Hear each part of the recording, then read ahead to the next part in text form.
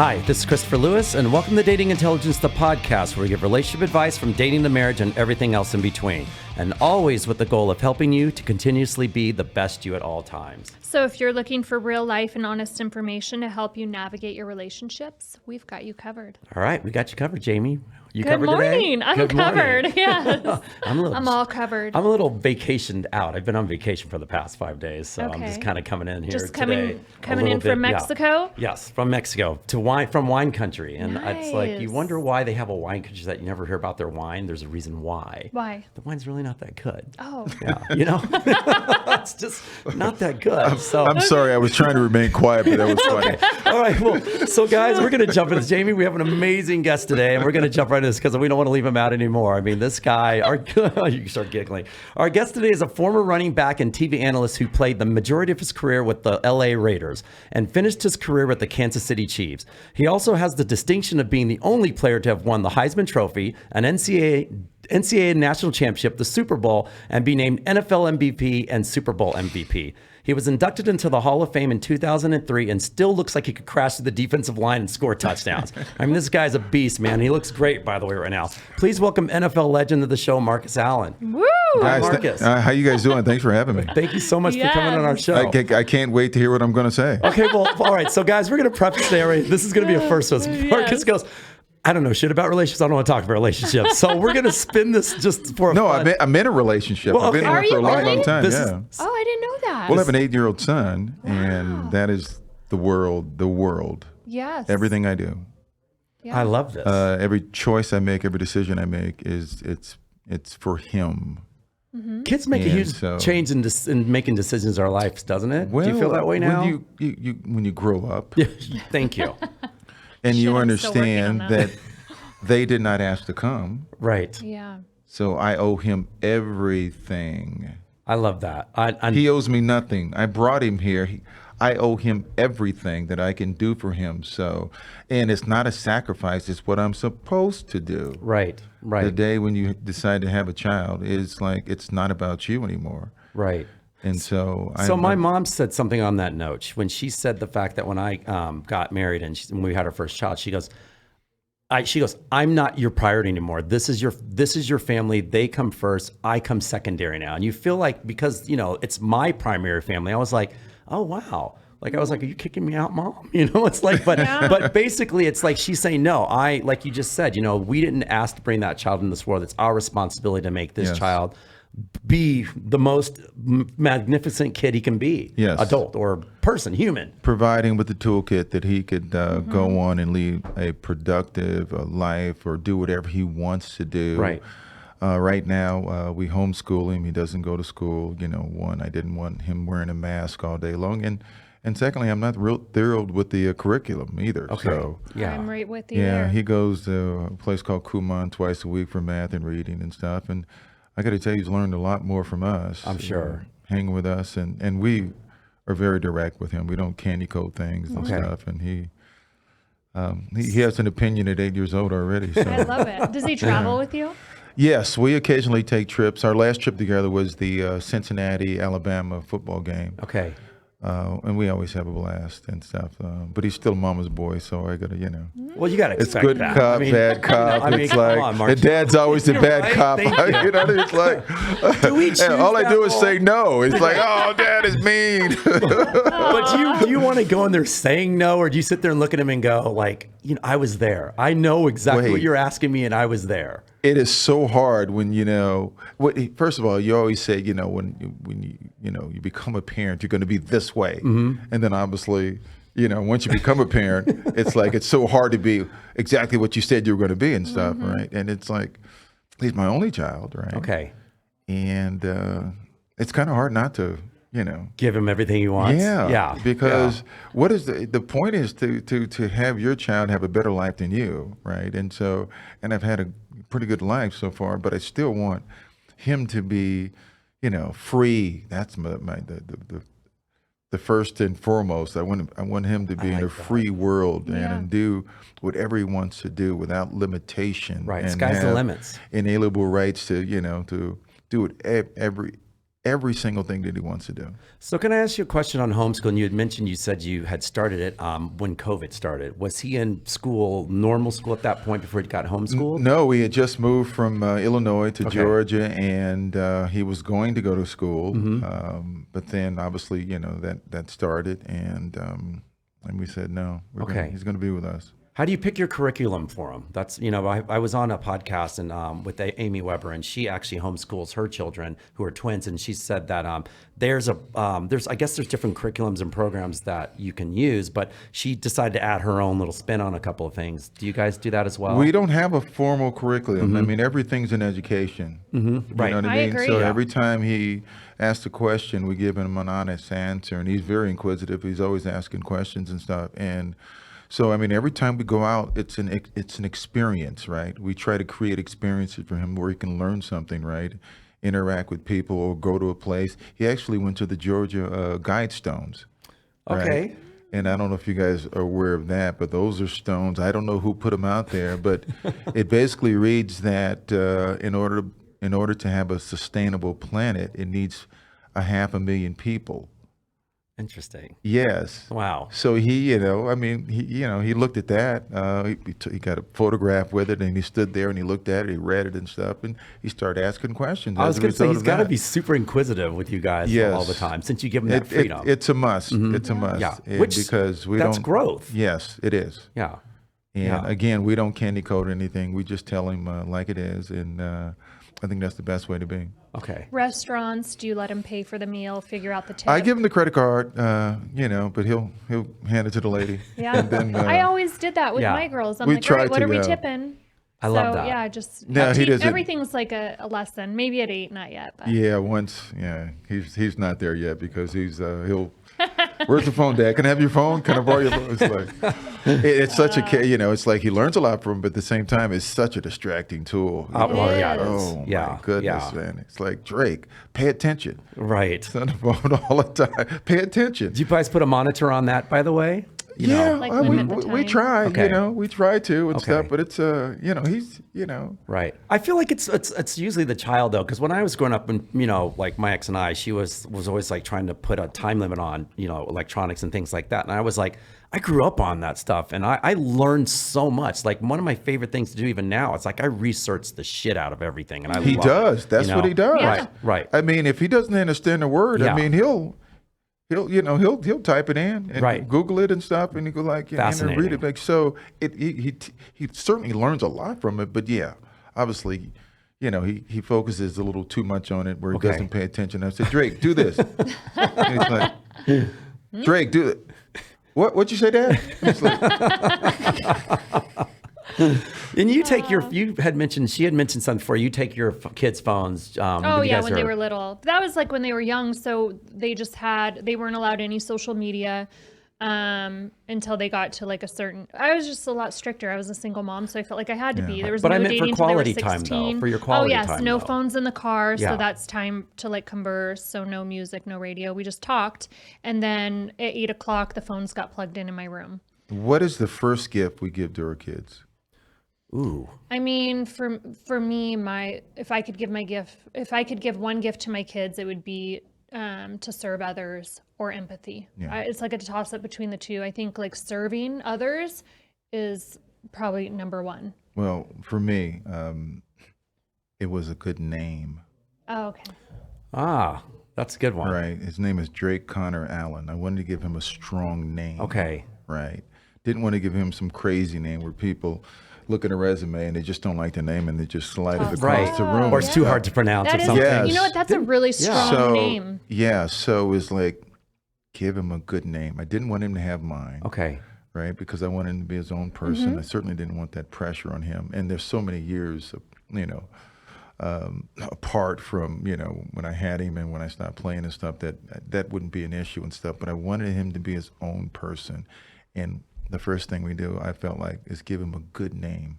So where does Drake come from in when you thought of that? There was really, Lauren liked the name Drake. Okay. And so I liked the name Connor, right? And so we kind of, Yeah. so we said Drake Connor Allen. So Okay. it just kind of worked perfectly and stuff. So If it was a girl, did you have that mapped out as well? no, Okay. no. I Okay. remember the day that Lauren had 2 boys from a previous marriage and stuff, and so she always wanted a girl. And my first child, and but I was hoping for a boy. Yeah, Really right. didn't elaborate. Still on it giving very those no's, much. Marcus, if it was a girl? Would you still be giving those no's? We're driving in a car. Probably not. Probably get melted in the palm of her hand every single day. But I remember her driving. I was driving, and she was sitting in the passenger seat, and we had the doctor on speakerphone and stuff, and the doctor gave us good news that everything's normal and stuff, everything's fine and stuff. And then it was almost like a drum roll. Do you guys want to hear the sex? And we said, of course. And all of a sudden she said, it is a male, right? And I'm driving, I'm looking straight ahead, guys, right? And all I did was glance like that because I know she wasn't going to be happy because she really wanted a girl. But on the inside, it was like the 4th of July. But I didn't say anything. I didn't say anything. I just kept driving like this. See, I feel like most guys feel what he just right there. It's one of those things. Come on, very true. everybody, yeah. Right. So for me, by the way, I knew I was only having girls. For some reason, Really? guys were always like, "You're gonna have a boy." I go, dude, I just know it's going to be girls. And like, even, so my kids are 5 years apart, and I knew each one was going to be a girl, but we gave our second child like an androgynous name. So her name is Blake. Our first child's name is Sky, but Blake Von Lewis is, because I just wanted, I want a strong name for the second child, but I also wanted androgynous. I don't want to just have another girl name. I want something that can flip both sides. And she's the epitome of that. She's 8 years old as well. Okay. So. Yeah, but you think about it, how many, I mean, you always like for business, right? I mean, if it's like interviewing and something like that, and they're looking at the name, it's like, just either too difficult to pronounce or it's too ethnic or something. They just kind of like slide it over to the table without really even looking at it. So you want to give him a name that obviously people can pronounce, but something that you would hope would fit him as well down the road and stuff. Because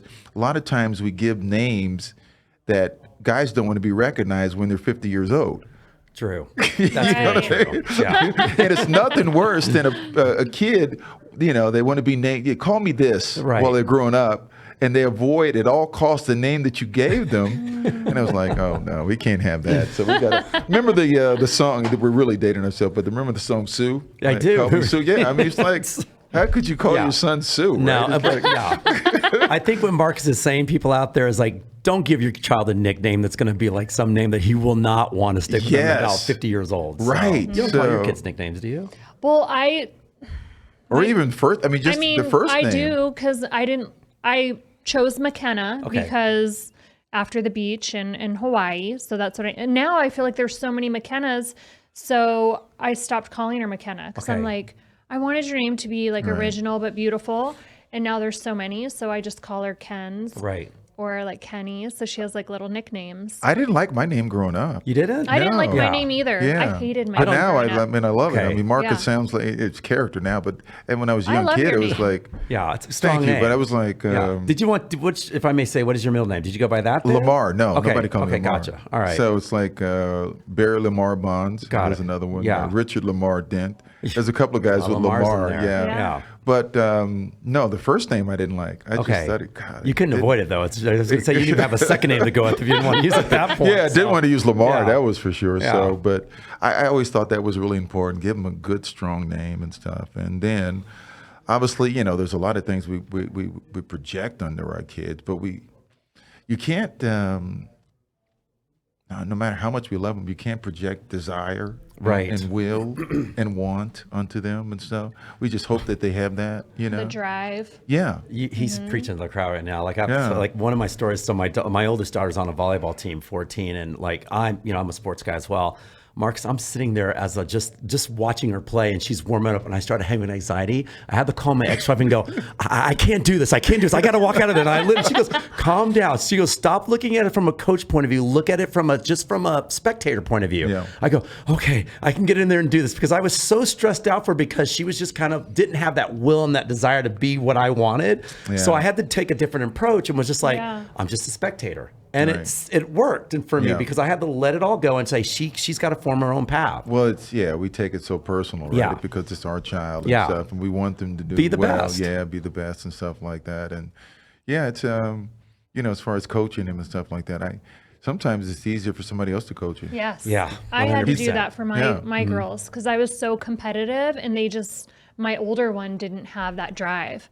So it always bothered me. Okay. So I had to step aside. Okay. Yeah, I hear that. So When you were younger, did you always have like that fire, that discipline, that drive? Yes, I did. You did. So My even mother- at a young age. Yeah, my mother always great said I was the question. first one out of the house for sports, but the last one out of the house for everything else. So that's what she said. So That's a really good question. and yeah, again, we talked about this earlier and stuff. I said, when you're born, you don't ask for certain things. You have what you have, right? And that's why I feel so fortunate, because I was like, I didn't ask for talent, I didn't ask for skill, I didn't ask for sound mind, I didn't ask for in intellect. I didn't ask for any of those things, but you have them and stuff. And I was glad I was always driven. I was ambitious again as a young kid. And, again, at 10 years old, making a decision on what side of the television set you want to Right. be on. I said, I want to play and not watch. I mean, I was into it. I mean, I was like, was watch guys on television. I knew what college they were going to. And then every time I saw something on TV, we would go outside and we tried to emulate it in our backyard and stuff. So it was real. I mean, Yeah. it was like, it was virtual reality to us. I mean, it was like I could touch it, taste it, I could feel it. Everything. So, and that was not like, son, you got to be this way. It's like, Right. that's what I had. Right. Like your Yeah. parents didn't even have to Were there ever times though where you're like, "Ugh, I don't want to go to practice? Like, why are you making me go? No, Or, only when I got to when things started turning bad with the Raiders. That was the only. Yeah, but when I was young, no. I mean, I loved it. I mean, when you love it, it's Yeah. like Yeah. no, you don't even consider it practice or work. I mean, you just have a passion to be out there and stuff. And so I love no, that. Yeah. some kids just aren't that way though. Right. And then I see, which I think if you make a commitment, then you need to fulfill your commitment. So if you commit to playing for a year, you're going to finish the year. Yeah, I agree with you there as well. Mm-hmm. So that was kind of my stance. But you see so many kids and the parents are constantly pushing. And then there's the kids that you see that light up, that that they Yeah. want to be there. There's a lot of, unfortunately, there's a lot of parents out there trying to, push their kids to live, their dreams Right. instead of the kids Right. fulfilling their own and stuff. And that's always something. I was really thankful. My father, he asked us to play baseball, and we said no. And he said, okay, no big deal. So you never had a secondary sport that you really enjoyed? Oh then? no, we end up playing. Okay. But he asked us, and we said no, not until our friends down the street started to play. Gotcha. And then our dad, the following year, do you guys want to play? We said yeah. So Okay. he didn't force us into Right. it.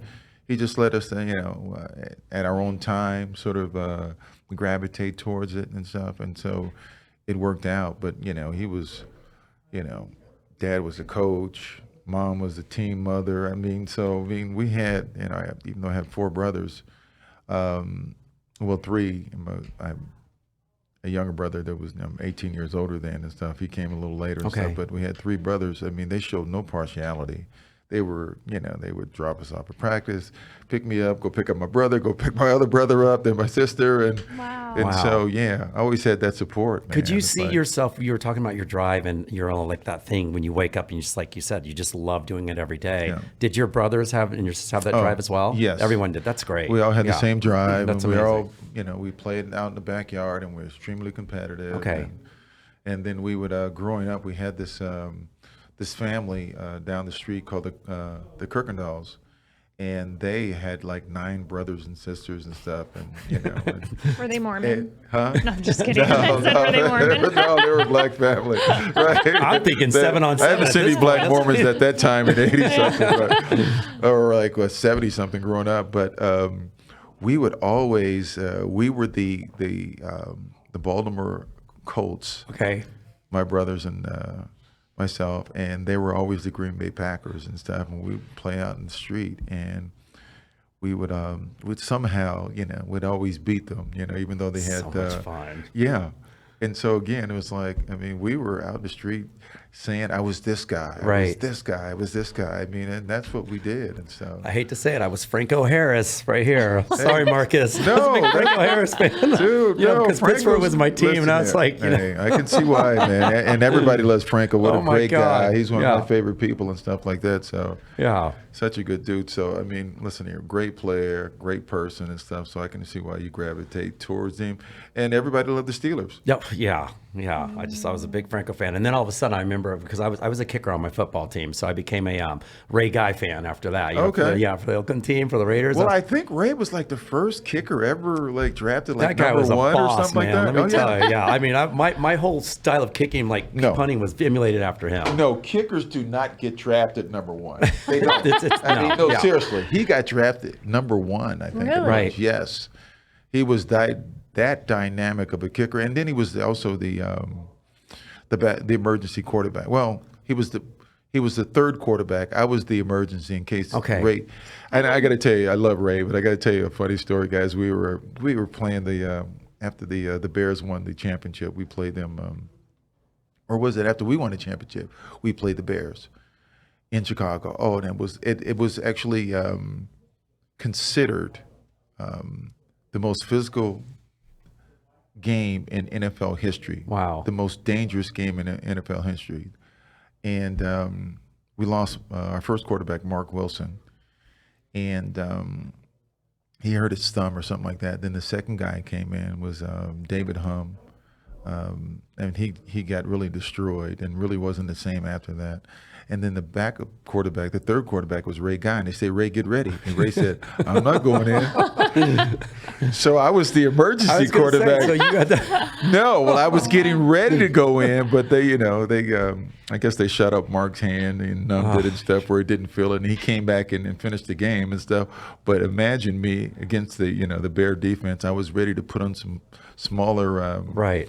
shoulder pads. I'm and- sensing shotgun formation the whole game at that point on for you, Marcus. At that point, so you can just No, bust but the I mean, I line. knew the plays. I mean, Yeah. I could certainly, we can run plays, and I can occasionally throw a ball here and there and stuff. But if the pass rush would have gotten through, I think I could have, avoided it and created some yards, or maybe threw the ball down the field and stuff. So, because I was a Right. former quarterback in high school, Oh, so I that's didn't what know it was. that. Yeah. Jamie, do you ever have one of those days when you're feeling stressed, anxious, or just a little off? Whether it's created by finances or just the work day or just, quite frankly, anything in your relationship. Yeah, sometimes we have symptoms and we don't even realize, like, for example, I can't sleep. Right. Overeating. I mean, Well, I get moody. When I get in those moods, I get really moody. And I know that I just don't want to talk to anybody or do anything, but I know that I need to talk to someone. So there's this site called BetterHelp.com. And at BetterHelp.com, it's a customized online therapy that offers videos, phones, and even live chat that you can speak with someone. Or if you don't want to have them on video, you can just turn the video off at the same time. But for all of our listeners now, we'll give you, it's an affordable in-person therapy. I think that's so amazing. So literally you just call in Yeah. and set your appointment. Right. And for all of our listeners out there, we'll give you 10% off for the first month if you sign up right now. And all you have to do is go to betterhelp.com/dateintel. That's once again, BetterHelp.com/dateintel. DATEINTEL. I love it. So that was a funny Ray Guy story. That's but- really funny. Yeah, Ray Guy was my Ray jam. said, I Ray's ain't, my jam. and I don't blame him. He says, I ain't going in. That's really funny. So what are you up to nowadays? How's life treating you? Life is good. Life Good. is good. Just I'm in the people business. Okay. You know what I mean? Mm-hmm. Everywhere I go, I mean, I build relationships, I build friendships and stuff like that. A lot of work has become, I've gotten a lot of work as a result of understanding that you're in the people business and stuff. Do a lot of corporate speaking. But mostly everything is sort of geared towards my son. That's What great. I do is I I love came out here that. for the Raider event. Okay. And I'm always on a red eye home because I want to be, I want to get there in the morning when he can see me, Has he come to any events with you as of late?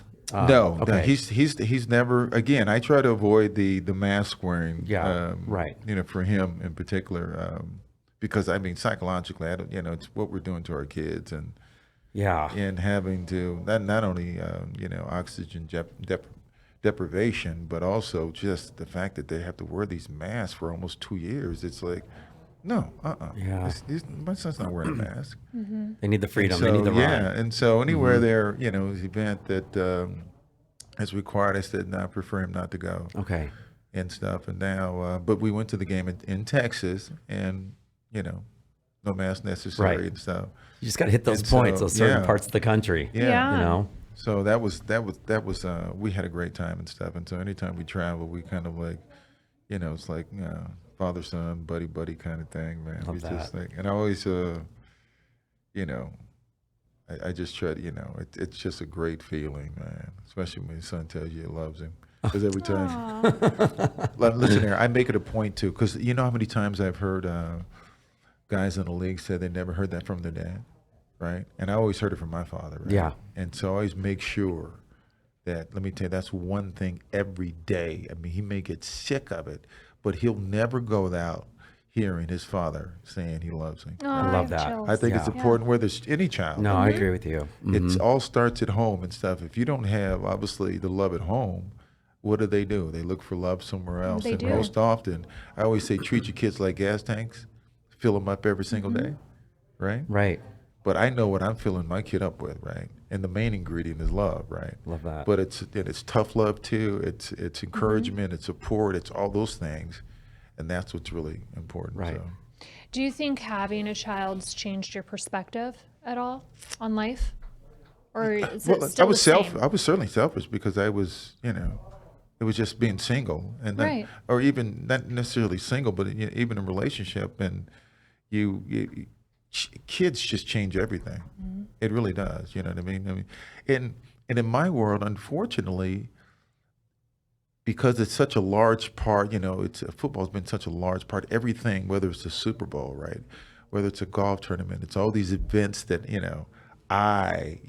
Yeah. it's around me, right, and being emotionally available and trying to go, do something that she wants to do, right, is really important, because again, everything sort of revolves around me, and you have to remember that you're not in it by yourself. Right. That no man's, an island, right? You're not here on this island by yourself. You're with someone, and you gotta obviously attend to her needs too, and things that she want to do and stuff. Okay. See, I'm going to toot your horn right now. You said something about where, about the attention and making sure that, when it's all about you and stuff like that. You had mentioned, like, because of your corporate speaking and things like that, I'm going to toot your horn. I think that, you're an amazing presence in this world because of the fact that even though you would say it's about you, it really isn't, because you're always, I feel like you're always giving, in a way, because when you're speaking publicly and doing all these events, you're there for them just as much as they are to see you. I'm always trying to connect. Yeah, with you're people. amazing So when it what comes is to the that. point, right? I mean, what is the point of having this conversation if we don't connect? Exactly. Right. Because we're on this planet, right? And we're human beings, right? We're not robots. We're not, people that are isolated anywhere. And again, nobody wants to be, somebody who's invisible. Right. We all want to be recognized. We all want to be acknowledged, right? And when I see people, I want to connect with them, and you can't always do that. Right. But the attempt is there. Even if I have to say no, I try to say it in a way. I don't have the time, unfortunately. I'd love to be nice about it. Of course, and stuff like I agree. that, instead of blowing people off like, man, get out of here. It's always, because we talked about earlier, this young man that I met, right, who I became friends with, and who's now unfortunately facing a surgery, a brain tumor that he has, right? And I've known him since he was 12 years old, and now he's 45. And when I first met him, his parents brought him to a game, and it was his aunt that said, okay, we're gonna get autographs. And you know what? And for some reason, well, not for some reason, I found out that when I was at USC, his friends got an autograph for me after I was on the cover of Sports Illustrated Okay. after the Oklahoma game, which was the second game of the year. And I signed the autographs, and they went back and they showed him. And for some reason, he just became a huge Marcus Allen fan, right? Mm-hmm. And so finally, he got a chance to meet me, right? Okay. And his aunt pushed him towards me, and he grabbed my leg and was crying and was holding my leg so tight, right? I couldn't help but just like, okay, little guy. I mean, it was like, it was so genuine and so real. I ended up, I brought him on the bus, and I got him, chance That's to meet all amazing. the other players and Yeah. stuff like that. And you can see that his parents were down there just, just glowing and beaming and stuff, right, as it was looking up. And then I brought him back down. I actually gave him a $10 bill and I signed it. I said, Jason, be the best, Marcus Allen, right? And he had it framed. He has a jersey. He has all these pictures of he and Wow. I together. And even his parents said, you had no idea the impact that you had on him. He would always refer himself as Marcus Mix, right? And little do you know, there are people that are watching, and the people that vicariously, I say, play through you and stuff. That's and right. want to be like you, and so I've also seen when people invest so much into you, and when they finally meet you, they get devastated by the fact that you either didn't acknowledge them Yeah. or you weren't nice to them, and how devastating it is to you. Right. And unfortunately, So- and I know of your, of someone of your status and stature, it's that thing where it can't happen all the time. But I know that from what you just said from the story, that you probably do as much as you can do. And the best part about what you just said is that you always say no. If you have to say no, it's always in a way that someone can understand, Yes. where it's not Absolutely. gonna like completely just kill them. Listen here, if you live by just because you've done more than someone doesn't Right. make you better than someone, right? And the fact that I know a lot of people that are that are like super wealthy, right? And just the most normal people. You walk down the street and you see them, you would never know this, Right. because they're just like great people. That's how you should be. And then I always say by the grace of God, because it's like, again, you grow up. I didn't ask for any of this stuff. That's true. So I feel very lucky and fortunate. Right. So, that's kind of easy for me to, it's easy to get carried away too. Well, that's with people, that's but expected. you gotta, easily you can come back and maintain perspective, because I think if you look at life in that manner, it's easy to do. It's real easy. It's my philosophy, this guy right here. Yeah. I've off the side note, I have a little funny story that happened in Mexico, something similar. We're just God. talking about. No, you're going to laugh about this one. So I was with my group of friends and my girlfriend, and we're walking through this vineyard. All of a sudden, this guy goes, "Oh my God, hi," like that. And I'm walking off, just to go, "Hey," and all of a sudden, I'm walking away, and they go, "He's following you. He wants you to come back." And they go, "Hi." And so he thought I was some celebrity basketball player. And he goes, "Which basketball?" I go, "I'll be whoever you want me to be right now," because he couldn't understand English, but he was so happy and excited. Right. On the verge of tears yeah. almost. And I go, and I shot my photo with him a few times, and I walked and I go, "Thank you." Because I love you. I love you. And all my friends are now going, "Hi, celebrity basketball player." But they go, "What'd you tell him?" I go, "I just couldn't say no to him. I didn't want to burst his bubble." Listen here. I'll admit this. Sometimes I get mistaken for Ahmad Rashad. Right. Okay. And Tony Dorsett, for some reason, Tony's like much shorter than me, and Chris Carter, right? But I try to be nice, because I don't want them to say, "Oh man," and then they find out Chris Carter was an asshole. You know what I mean? Thank you very much. Right. So I try to be okay. I'm Chris Carter. I'll be all right. I'll be nice to you. Mark said, "I think Chris is on your phone right now. I'm calling you right now." Even though I'm Marcus Allen, it's like, you think I'm Chris Carter.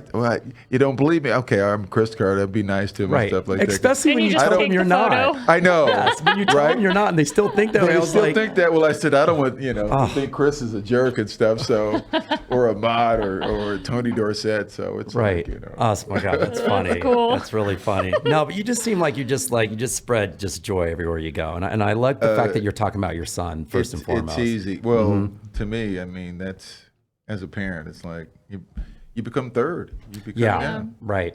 Right? Yeah, I will drop it. I'm like, I know you would too. I would drop anything for my kids. So, hell, before I came on the plane today, my ex had surgery today, and she's like, "You need to come watch Girls." It was on the books, and then we found out you were coming when I took this Right. flight. I was like, "How am I going to get the girls to school and then get on the plane and then make here?" So I figured it out though, Yeah. because they come first, and I go, "If that Yeah. plane's late, I'm late." I go, "I can't do anything about it because they come first in my Right. life, you know." So, but it all worked out. Yeah, You know, absolutely. yeah. It always does. Well, I have to say, you put on an amazing event. I met him, I don't know how many years ago was it? It was a while ago. It was a while back, but I feel like I showed up to this event. Okay. He throws a golf event. I'm like a nobody, like coming in, like, just showing up to hang out, and he made me feel so welcome. everyone that you aligned yourself with, like I'll never forget to this day, I didn't know who Byron Scott or Scott Byron was. Yeah, Okay. great, But he great made guy. such an impression on me that I still like follow him to this day. Oh, that's He's great. gotten married. He'll do your podcast, by the way. Really? Yeah, Brian. Oh, he's great. Byron Scott? Yeah, he's I like awesome. Byron man. Scott. Yeah. He good. yeah, so I, hung out with him for like half the day, but I feel like everyone that you've aligned yourself with, Yeah. they were all so welcoming and amazing. Look, you don't understand how, because I understand the value of time and stuff, right? Yes. And she, and I was trying to take care of the people that came there, right? Okay. Some monetary value, but not obviously what they were worth. So I realized they're giving of their time. So there's a charitable, aspect to Of her course. that I Right. really appreciated, right? And I got to tell you something. She was the nicest person, the most giving person. I'm telling you, and I told John that when he mentioned earlier, about the podcast. I said, Yeah. "Are you kidding me? You better say hello, say hello to her and Yes. stuff like that." Man, I said, man, she was great. She was the nicest person. And you asked me to do the show. I'm gonna are you? I said, what did I say? You kidding me? You think I would say no to you after what how nice you were and how much time you gave to my event, which is obviously trying to help kids and Right. stuff like that. Right. I said, are you kidding me? Come on, I'm not gonna say no to you. You're What a amazing, great too. event. Yeah. Are you still putting on? I'm actually listening here. Change things up a little bit. Okay. It's my 20th year. Of doing the golf charity event? Yes. Wow. And That's great. I can't tell you who we're kind of honoring this year. I was going I to got a say, just friend of please mine. let us know. Oh, I can't. Though, Okay, but well, I'll make yeah. it out. Yeah. But she's a tremendous, athlete. She's a world-class person. She's an Olympian, and that's all I can say. Okay. But, Ooh. Okay. She doesn't know she's coming to my event, but she doesn't know we're going to honor her. Oh, she's going to be surprised. That's Wow. amazing. Yeah. Yes. Wow, 20 years. That's unbelievable. 20 years, yeah, guys. And Congratulations we've on raised that. millions of dollars. We've impacted tons of kids. I give money to Fresh Start, which grants surgical gifts to kids, right?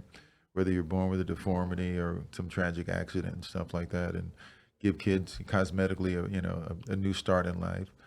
The Laureates Foundation, which is a Sports for Good Foundation, which really sort of, I think, we utilize sports to collect kids. That's the one common language we all have, Right. sports, Yes. right? And so you get kids off the street and you obviously, teach them things that are beneficial for the rest of their lives and stuff. So it's all, about involving kids. Has That's anyone what's come really back important for the about it. 20 years that you've known in these situations and said, oh my God, you've really helped and made an impact on my life? No, but I've had, yes, I've Okay. had kids. Okay. One kid I remember, we helped him with some scholarship funds and stuff like that, and just walked up to me one day and said, I just want to say thank you, by the way. I'm at Stanford now. Oh, see, that's And what I I want to said, know. That's yeah, great. that's a great- Yeah. that's a and that's great- all it yeah. takes is one right Yeah, there. let me tell you what, that's a poor percentage, but we try to reach more. But you know what? It's like, this is one of the things I live by. You're rich by what you give, and you're poor by what you keep, dude. Yeah. We can't take it with us. And I think the best feeling, I've always said, the trophies get old, they get rusty and stuff, but what you do for your fellow man is lasting. And that's what's really important. So. Well, I'm glad you're still out there promoting and doing things. These are some of the questions I had, and you've answered them great today, by the way. It's just one of those things that I want to know. What is Marcus Allen doing now? And are you still active in this? But it's that thing, even when you're out of the grand stage, you're not out the grand He's stage never- because yeah, you're never right, really. because you're still promoting. But that's he's a such a choice, people though. Right, but person. that's the choice that Yeah. you made, because most people, some people want to go and just do their own thing. Some want to become recluse, some whatever. But I get people that are upset at me because when I go to the Super Bowl, I was at the Super Bowl, and I did something for On Location, did something for Bank America, a company called Zebra, another company, another On Location event. And I actually stay beyond the time that I'm required because I want them to walk away with an experience. Okay. Right? And because I don't want them to come and say, I was just a guy just walking through, right? They're not just extras in my movie. I try to make them feel like they're, Part of it. principals, yes. Yeah, love that. That they matter and stuff. So that's what's really right. critical to me. I think it's a must. And My agent doesn't necessarily always like it, but he doesn't About the understand. dollar, Marcus, about the Yeah, dollar. but he doesn't understand. That's why I get invited back all the time. That's true, too. See, and Yeah. that's the that's important as well. So, but you get back because you get a good response, right? For golf events, you invite guys that understand it's not about them, it's about the other person, right? My goal, I'm going to Jerome Bettis's event, which is coming up pretty soon. My goal for Jerome, I love him as a person, what he does and stuff, great guy, is to get his group to say, hey, Jerome, I'll see you next year, before he asks them how did they enjoy That's themselves. great. That's really great. Yes. Yeah. Is there anything we can do to help with that event? Oh, now listen here. It's been going so well. I've Yeah. had such tremendous people and stuff like that. I mean, I've gotten repeat business. Sean Carmichael, Navistar Trucking Company, he just bought 5 teams, $75,000. He's been supporting me for, God, I don't know how long. And he's the one that invited me to the game, he and my son. And so, Okay. and there's other things that he pays me for to come and, but that I didn't obviously want. A gentleman by the name of Steve Lusso, who used to be the CEO of Seagate Technologies. I mean, he's given me well over $1 million. Wow.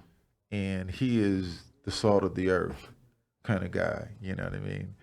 And he doesn't get a lot of, he doesn't want credit. Wow. He doesn't want credit. He just, we have a friendship. He does this because I think he loves me and he wants, obviously, to help me out, Right. with my vision to help others and stuff like that. But I mean, when you have relationships like that and people like that come back every single year, it's really what makes our event special. That's great. I don't have the polka party anymore and the fashion show. I used to have a polka party and a fashion show at Lucky Strike in Hollywood. Yeah. Oh, okay. Along with okay. the golf tournament. Now I do more of a sit down with a round table with guys, and I have a surprise honoree and stuff like that.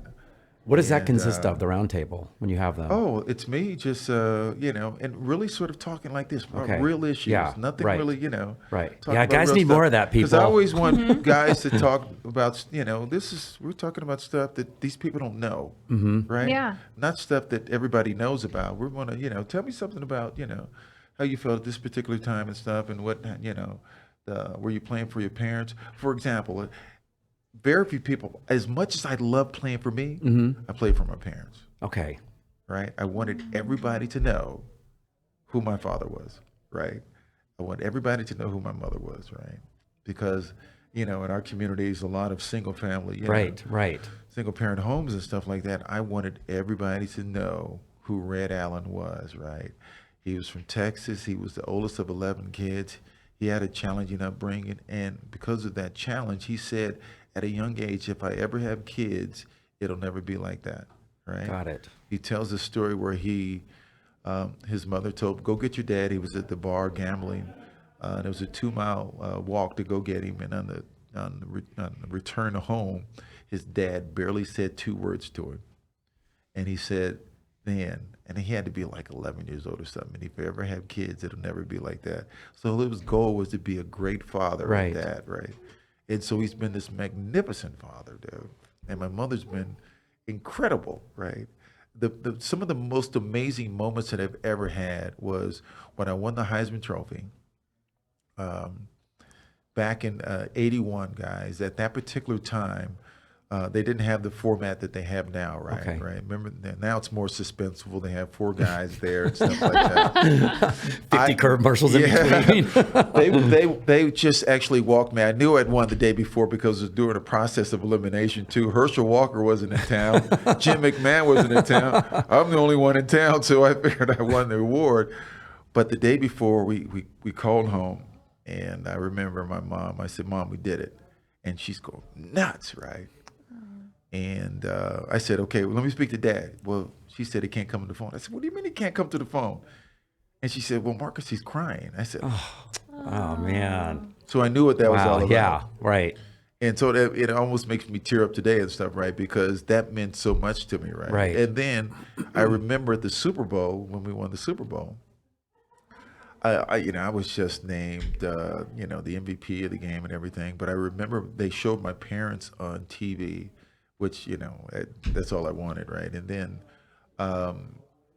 they also got interviewed by Phyllis George. Okay. That was more important to me than, Right, what transpired at the game and everything. And then the Hall of Fame, right?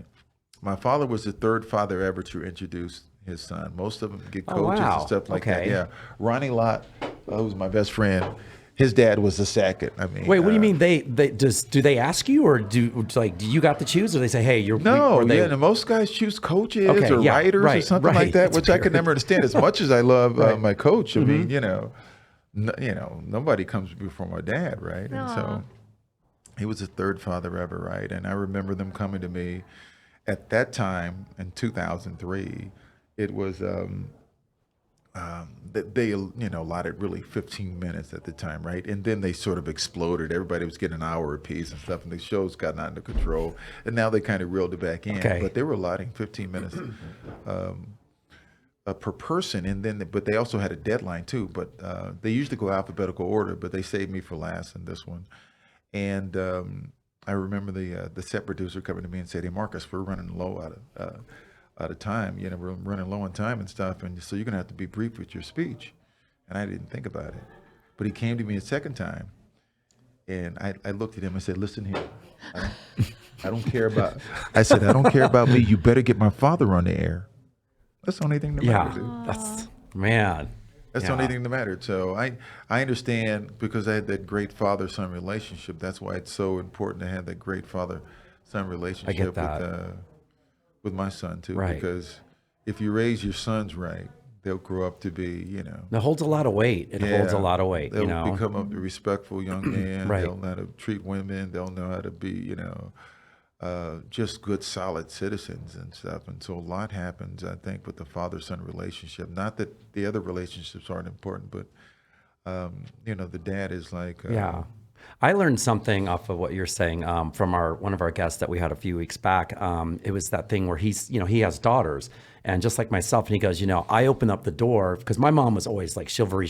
Like, I mean, she would walk to a door, even to this day where I'm talking to her and all of a sudden she's standing by a door and I'm like, oh crap, and I'll run over there and I'll go open the door for her real fast. I'm like, I'm so sorry, Mom, like that, because she was always remember, like, he's so woman, da da da. But he told me, which I never thought about, that he opens the door for his daughters because he goes, I would expect a man that you date down the road. That's what I would want you to expect from them. Right. And I just started doing that for my daughters just recently because I never thought that way before. Exactly. So they'll expect whoever they get involved with to do the same thing. Yeah, and if they exactly. don't, they're going to like, this guy's not. That's the thing. And it just I've never really saw You're setting the standard high already, so which is a good thing. Because Yeah. So I'm on it. I did that with my girls. The first time she went on a date, her boyfriend dropped her off because they were still dating to this day. So she's 16, goes on her first date. And of course, I'm waiting for her to get home. And he drives away before she gets in the house. Oh, yeah. I said, Yeah, she walks in the door. I said, get him on the phone right now. And she's like, what? And I said, how does he know you made it in the house safe? Right. How does he know I'm home? Good You one. could still Yep. be standing out there. Get him on the phone right now. She's like, don't embarrass me. I said, if you don't get him on the phone, I'm going to school tomorrow and I'm going to embarrass you there. Oh, I love that So you get did him on the that. phone. She gets him on the phone. I'm scared of you. I said, hey, you dropped my daughter off for a date. Did you have a good time? Yeah. You might want to come back and make sure that she got inside. Can you come? Yes, Miss Villamore. So he comes back to the house. And I said, don't ever leave this house. If you don't have the common courtesy to get out and walk her to the door, at least make sure that she makes it in the house before you frickin' drive away. Oh, and by the way, I noticed you didn't open the door for my daughter either. Don't ever not open it. So now to this day, he opens her door and my door. I know this guy, right? Thanks, Drew. Oh, I'm going to be you've giving met him a Drew. lot of help when I see him next time. But to me, I was just Well, I'm glad like, you said it, though. Yeah. but I have to. Those are my girls, and You have and to. I have Absolutely. to teach them that, hey, this is how I feel like you should be treated.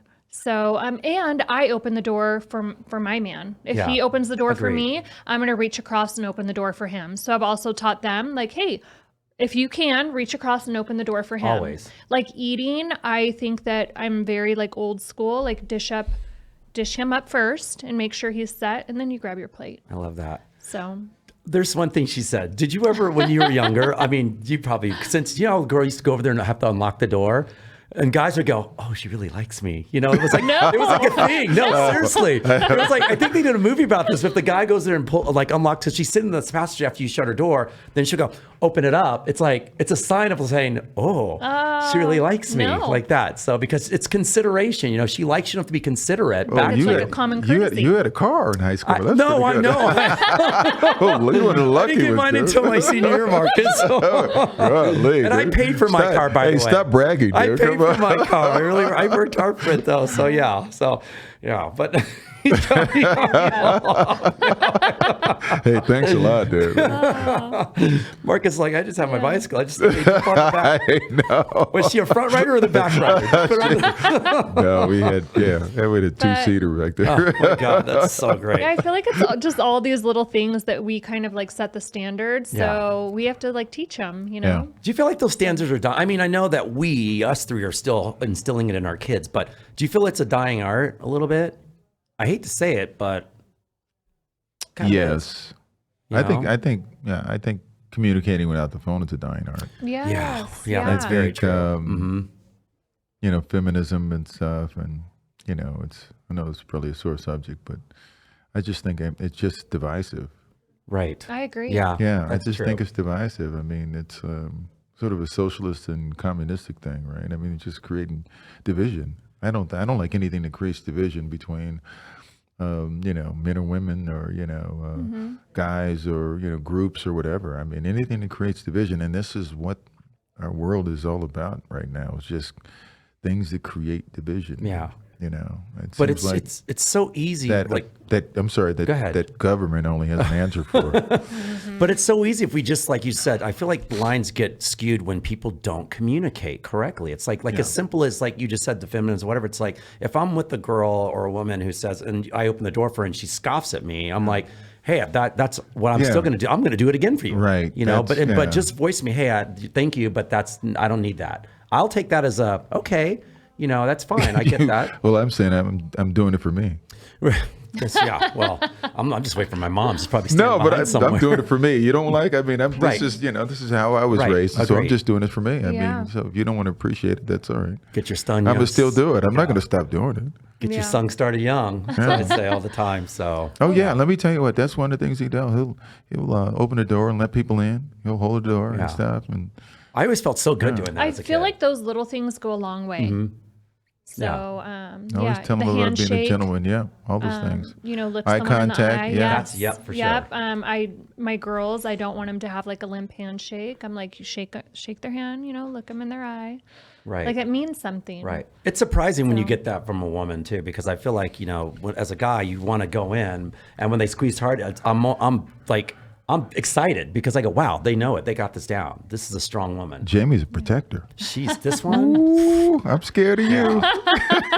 Marcus, I stay at her house when I come to town. I lock myself in my room Do and you go, really? please don't bother me.